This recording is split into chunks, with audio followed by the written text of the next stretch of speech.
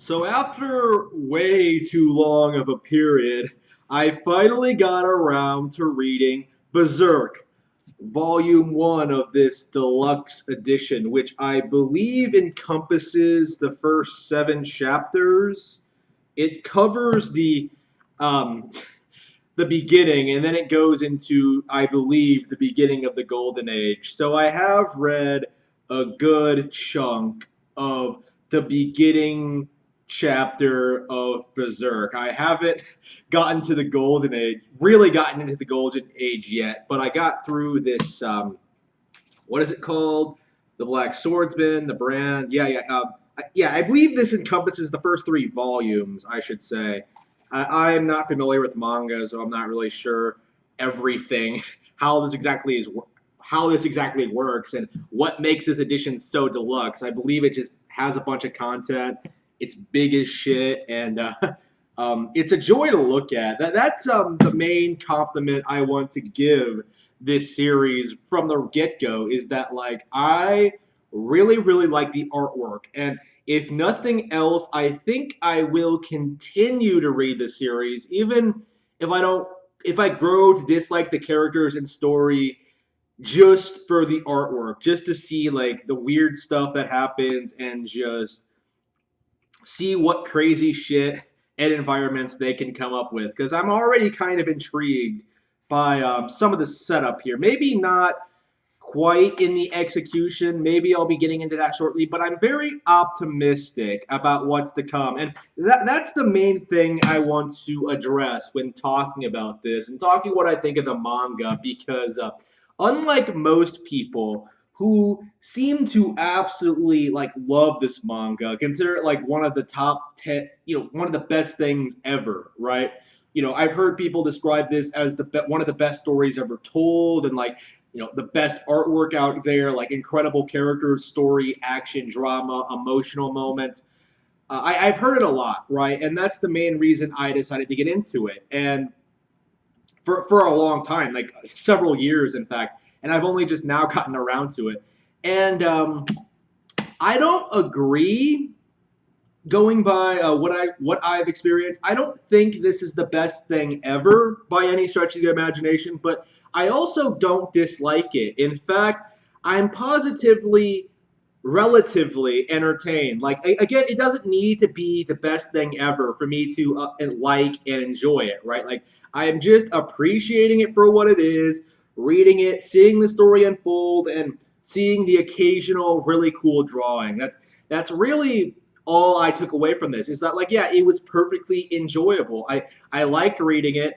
I just did not fall completely in love with it. I don't care for the characters or the plot or just anything that's going on so far. It seems kind of weirdly paced to me, actually, come to think of it, because it begins before the Golden Age. And that's kind of strange to me because it seems to be setting up the characters and like what happens in the Golden Age and everything that happens goes down in that situation, which I believe the Golden Age is the series' most famous sequence because that's the one I always hear people describe when talking about how good this manga can get. This one seems to be setting it up, and it's so strange because it takes place after the Golden Age and it describes events in the Golden Age, but it does so in a way that's not particularly interesting or creative. Like you just see Guts, who's wandering around with a giant sword on his back, like beating the shit out of demons, and he's just like angry all the time, and that's sort of it. And I don't find myself particularly engrossed with this character. I don't think he's interesting. I don't think he's cool. Well, except when he's like slashing people in half with that giant sword. That's really the only time like I ever felt this character really resonated with me, is like whenever he fucks things up, because that's awesome. But for the most part, he's kind of an asshole and just goes around shitting on people for no reason, threatening to kill people for no reason, like refusing to help people for no reason. He's just like this angry guy who just like goes through life going like, yeah, I'm gonna kill Griffith. I'm gonna fight the Godhead. I gotta do all this stuff. It's this is what I mean when I say it's like poorly paced, because it doesn't seem to really do a lot, to really give reason to be engaged with this character and what he's doing and what he's going through, and the setting of Berserk. Like, it just kind of throws you in there, and I don't think it does so in a particularly engaging way. Because at the end of this, near the end, when you see Griffith for the first time, right? You don't. I didn't feel a real emotional connection with what was going on. Like, keep in mind, I've seen the Golden Age movies, so I know full well what happens. But like reading the manga, I just there's Griffith. Okay, he's just being Griffith, the God Hand.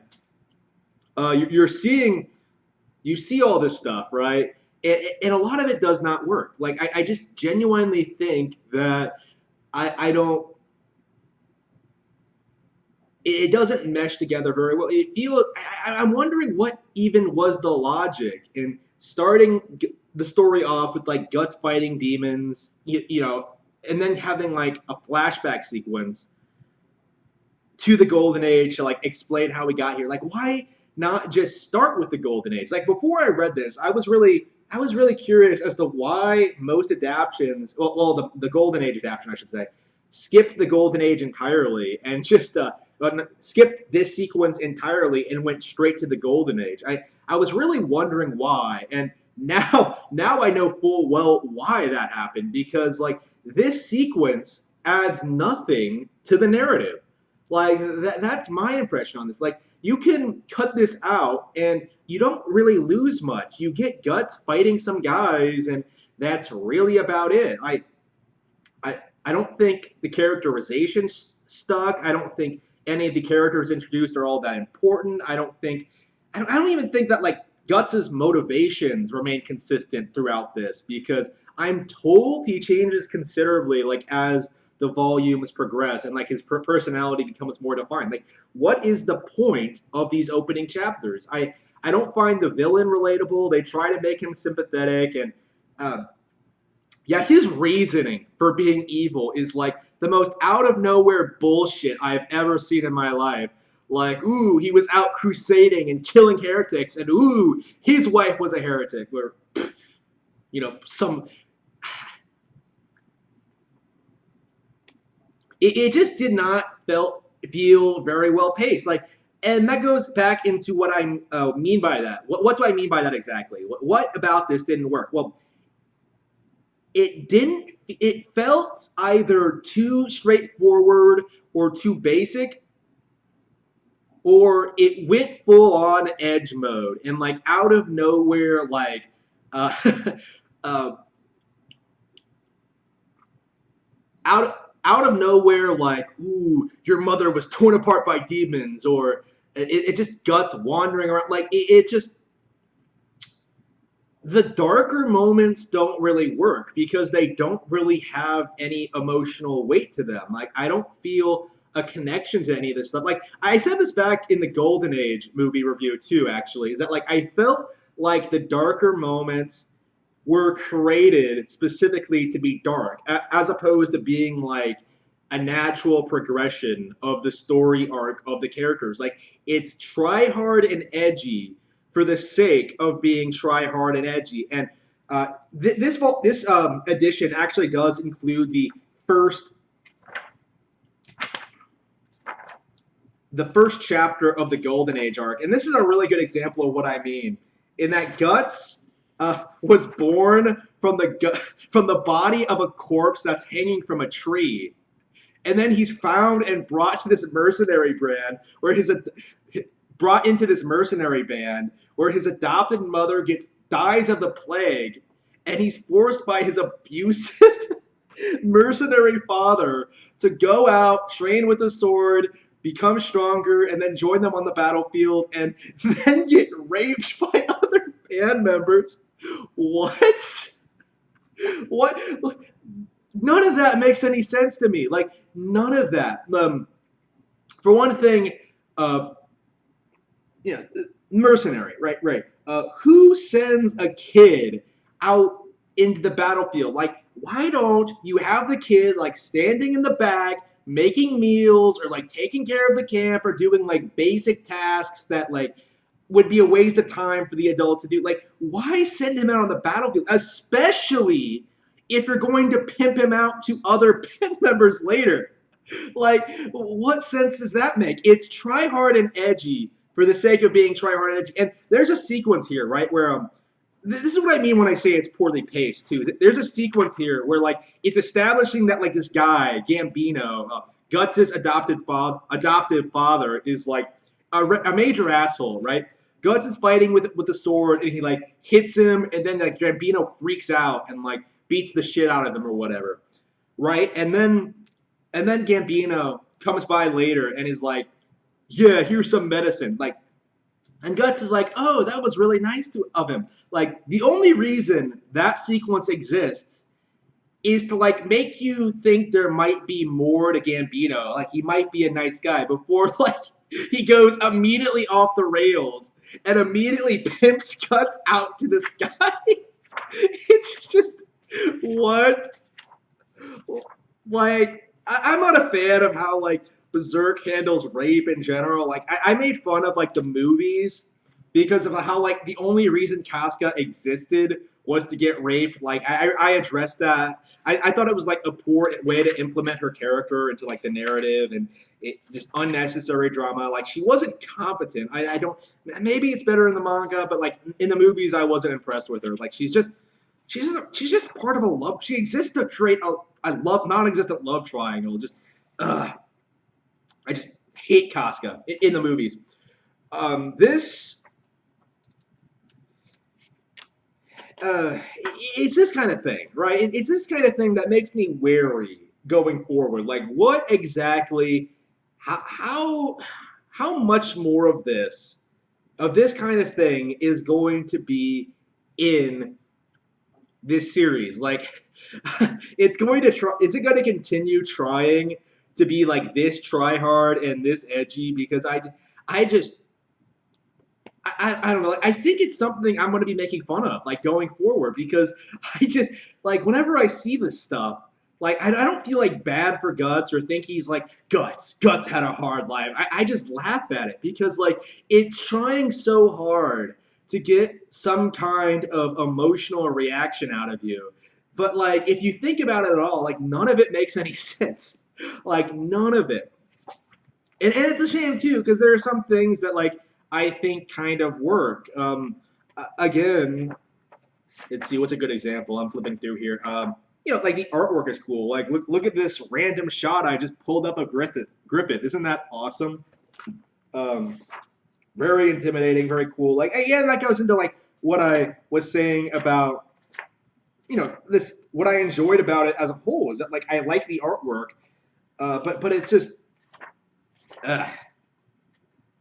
I didn't like the antagonist. I didn't like the general story structure. I didn't like some of the more ridiculous moments. Guts threatening a kid, what kind of wasn't nice. Let's see, I'm just flipping through here. I think that's all I really needed to say, because in spite of everything, I'm really excited for the second volume to get in here. I believe it's being shipped here in July. um, July 12th, I think, somewhere around there. I would keep reading if I had any more material to cover, but unfortunately, it seems like I have to wait until it gets released. So until then, I'm just gonna have to stop the review here. I'm interested in actually experiencing the Golden Age the way it was meant to be experienced in manga form, seeing what backstory is different, and seeing like what changed. Griffith does not appear in this. Like you see, uh, he's a, no he does show up like a little bit in the flashback sequences, but like he don't really explain that very much. Like it comes out of nowhere where it's just like, yeah, we were friends once, and I'm just like, Berserk makes that relationship look so fucking gay, and I don't understand what the logic behind it is. I just whatever. Uh, is there anything else? I didn't like the villain's form. I thought he like didn't look grotesque enough. It looked like just some generic slug monster. Um, I am interested in seeing what happens next. I want to see more. I need to have like more to see a concrete opinion on it. But I think for the most part, I'm pretty satisfied. Like it wasn't bad by any stretch of the imaginations, but like yeah. I'm definitely not going to like sit here and try to tell you that like this is the best manga ever. I don't think it is. I just reasonably enjoyed it for what it was, and that is perfectly okay.